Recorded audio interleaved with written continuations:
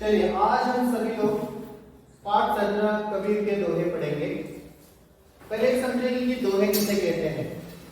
दोहे किसे कहते हैं, कौन बताएगा? हाँ बताओ। वो एक कविता जैसे होता है, जैसे कि सिर्फ कविता होता है उसको दोहे नहीं कहते हैं। उसका तो बताओ। हाँ दो बताओ। लाइन में बहुत ज्यादा अर्थ होता है। थोड़ा सा पहुंच गए हैं लेकिन ऐसा नहीं है। बैठो बैठो बैठो। दो लाइन के पद्य भाग को क्या कहते हैं? दोहे। क्या कहते हैं? दो लाइन के पद्य भाग को क्या कहते हैं? दोहे। तो देखो जितने भी है ये दोहे के दो लाइन में लिखा गया है। और दोहे में बहुत सारे लोगों ने दोहे लिखा है। कबीर के दोहे है, ठीक है, बनारस दास के दोहे है, ठीक है, फिर उसके बाद दौलत राम जी के दोहे है। ऐसे बहुत सारे दोहे हैं लेकिन सब में ज्यादा प्रसिद्ध कोई दोहे है तो किसके है? कबीर के दोहे।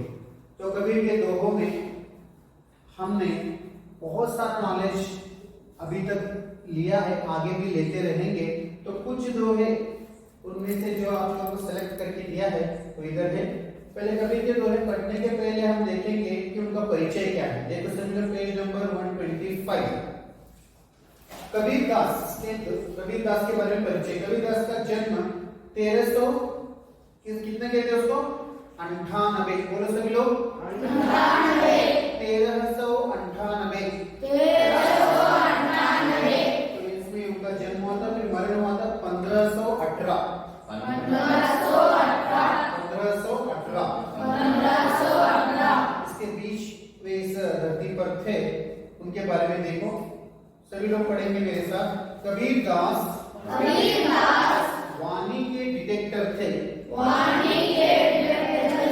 नीरू नीमा नामक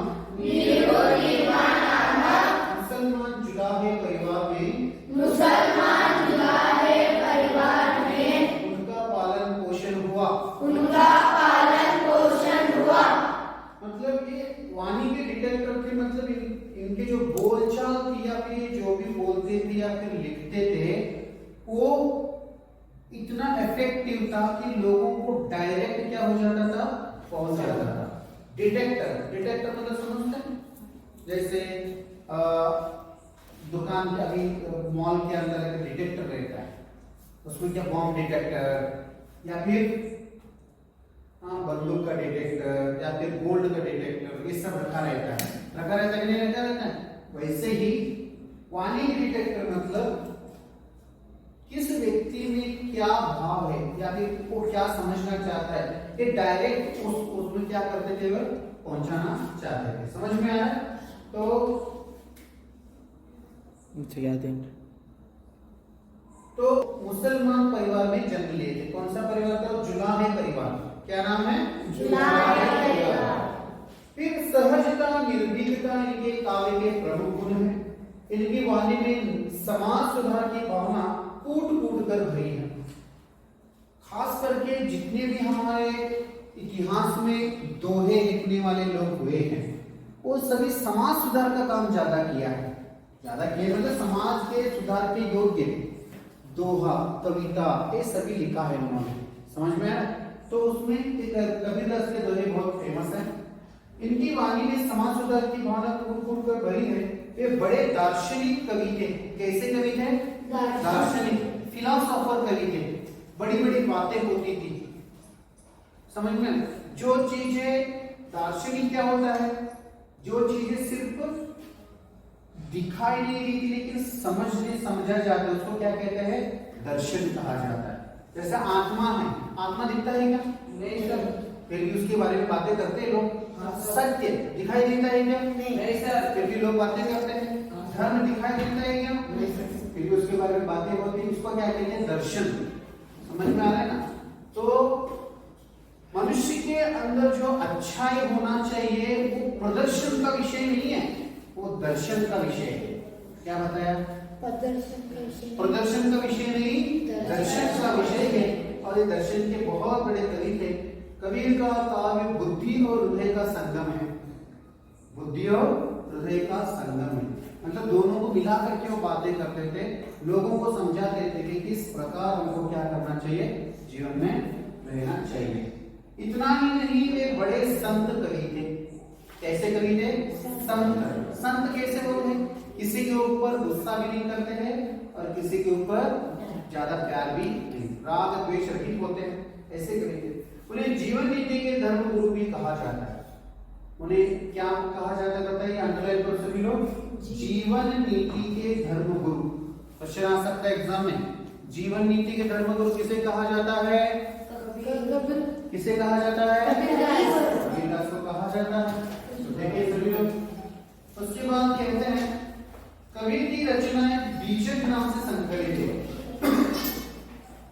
उन्होंने बहुत सारे रचनाएं लिखी है, लेकिन उनकी कविताएं कैसे है? बीजक नाम के एक काव्य संकलन से लिया है, जिनके 3 भाग में। बीजक नामक एक संकलित बुक में कितने भाग है? 3। ये अंडरलाइन को मेन है। साखी सबद रमैनी, बोलो सभी लोग। साखी सबद रमैनी, साखी सबद रमैनी, साखी सबद रमैनी। तो इस प्रकार कबीर का परिचय हुआ। अब हम शुरू करेंगे पाठ 17। क्या है? कबीर के दोहे। कबीर के दोहे, ठीक है। चलिए, तो इसमें क्या क्या बताया जाएगा, थोड़े से लिखा है, मैं बोलूंगा ऐसा तो पढ़ेंगे। अच्छे गुण, स्वभाव से मनुष्य को मान सम्मान की प्राप्ति होती है। बुराई से परस्पर स्नेह और बढ़ नहीं सकता। मन वचन और कर्म से पवित्र रहो। यही भगवान की भक्ति का सच्चा रूप है। भगवान कहाँ है ऐसा पूछा तो लोग, बहुत सारे लोगों का भगवान का नाम लेते हैं, लेकिन कबीर का कहना है कि भगवान हम में ही है, हमारे अंदर ही है। सत्य, निष्ठा और अच्छा व्यवहार जिनके अंदर होता है तो समझना चाहिए कि उसके अंदर क्या है, सच में भगवान ही सच्चा धार्मिक है। तो वैसे ही ये कबीर बुराई से दूर रहकर अच्छाई करने का जब बात करते हैं, सब पहले हम क्या करेंगे, एक एक दोहे अच्छे से यह पढ़ेंगे, याद करेंगे गा के, और उसको अच्छे से समझने का कोशिश करेंगे। मैं 2-2 लाइन बोलूंगा, एक एक लाइन बोलूंगा, आप रिपीट करेंगे। ओके। ऐसी वाणी बोलिए, ऐसी वाणी बोलिए, मन का आपा खोई, मन का आपा खोई, औरन को शीतल करे, औरन को शीतल करे, आप शीतल होय, आप शीतल होय। आप सभी लोग मिलकर बोलेंगे 1 2 3 स्टार्ट।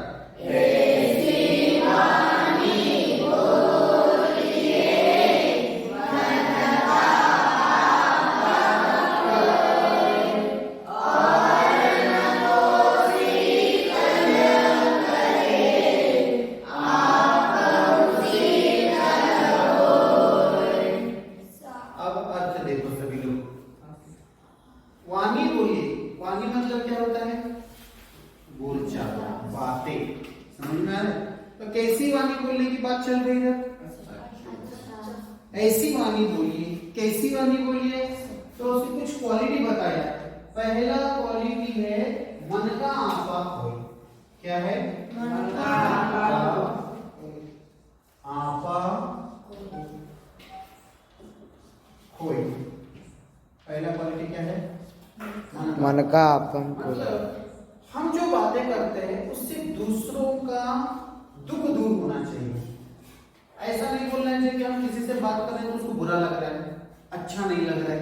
कुछ लोग इतनी बातें करते हैं ना, सामने वाला भाग जाता है और वो दोबारा दिखे ना तो देख के क्या समझ जाते हैं, दिमाग खराब करेगा मेरा, तो इधर से रास्ता चेंज कर चेंज देता है। करना। तो ऐसी कभी मत वाणी बोलो कि हम बोल सकते हैं, भगवान ने बोल दिया मतलब बोलते रहो बोलते रहो बोलते रहो, दूसरों को दर्द देने वाला नहीं।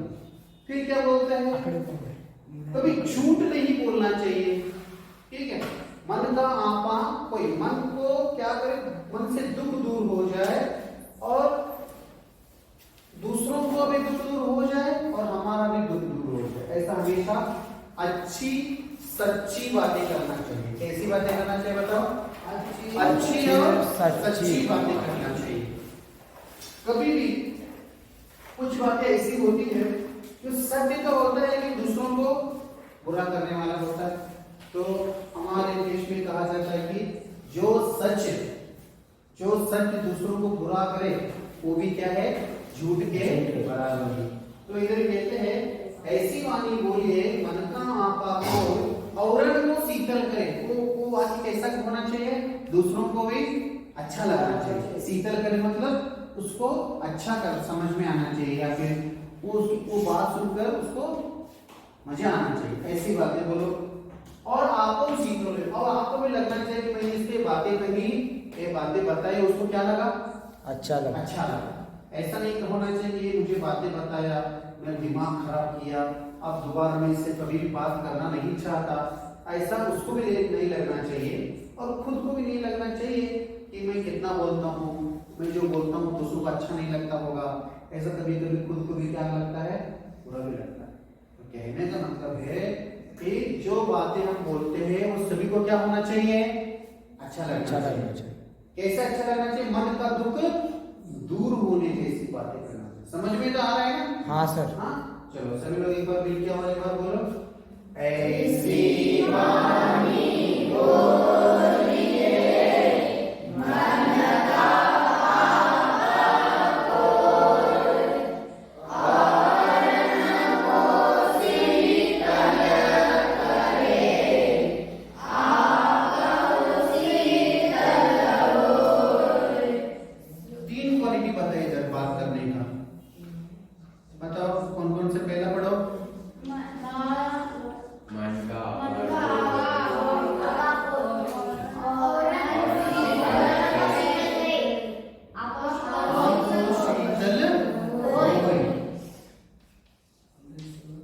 पहले तो मन का दुख दूर करने वाला होना चाहिए, दूसरा है कि दूसरों को अच्छा लगना चाहिए और तीसरा है कि खुद को भी अच्छा लगना चाहिए। ऐसी बातें करना चाहिए।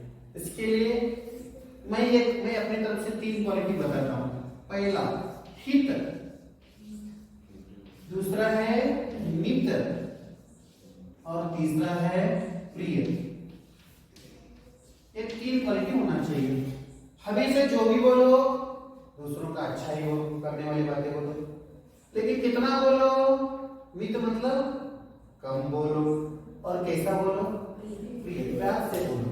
ऐसा नहीं कि अच्छा बोल रहे लेकिन चिल्ला के या फिर डांट करके बोल रहे तो अच्छा नहीं लगेगा, ठीक है। और बोल रहे तो इतना बोल रहे कि किसी को समझ में नहीं आया, वो भी ठीक नहीं है। लेकिन जो बातें वो दूसरों को अच्छा करने वाला होना चाहिए। कन्नड़ में भी एक बसवन्ना करके कवि हुए ना, उनका एक कविता है, वो बोलते हैं कि कन्नड़ में बोलते हैं, ನುಡಿದರೆ ಮುತ್ತಿನ ಹಾರದಂತಿರಬೇಕು।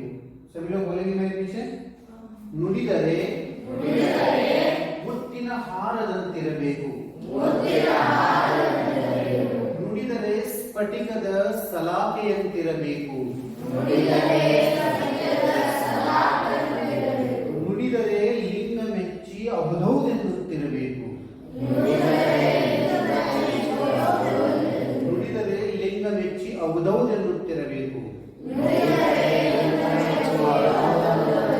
मतलब जो भी बातें करते हैं कैसा होना चाहिए, पहले तो मुत्तिना हार, बात अच्छा लगता है कि मात पहनते हैं ना मुत्तिना हार, तो ऐसा होना चाहिए। दूसरा क्या बताया, स्फटिकद सलाके, मतलब वो बातें सभी को समझ में आने से क्लियर होना चाहिए। ऐसा नहीं कि हम बोल तो रहे हैं लेकिन तोतला बोल रहे हैं, या फिर अपन आधे बातें तो कुछ लोग खा जाते हैं फिर आधा बोलते रहते हैं, ऐसा नहीं होना चाहिए। फिर तीसरा कैसा होना चाहिए, लिंगमेच्छा उदोनिर्मुक्तिः, सामने वाला सुन करके खुश होना चाहिए, ऐसी बातें बोलना चाहिए करके उसमें भी बताया। समझ में आया सभी को? किसी को कुछ पूछना है इसमें? कोई शब्द का अर्थ? आपो मतलब खुद, औरन मतलब दूसरे, शीतल मतलब शांत हो जाए फिर खुश हो जाए, ऐसी बातें हमको बोलना चाहिए। समझ में आया? तो इस प्रकार आज की इस कक्षा में हमने एक दोहा पढ़ा है, तो इस दोहे को सभी लोग याद करके आएंगे और कल की क्लास में हम क्या करेंगे, आगे की दोहे देखेंगे। समझ में आया? चलिए, तो कल को होमवर्क क्या रहेगा, दोहे याद करना और सभी को इसका अर्थ बोलना है, आना चाहिए। ठीक है, तो कक्षा खत्म करने के पहले एक बार हम क्या करेंगे, इस दोहे को दोबारा पढ़ेंगे अच्छे से गा करके। हाँ बोलिए सभी लोग।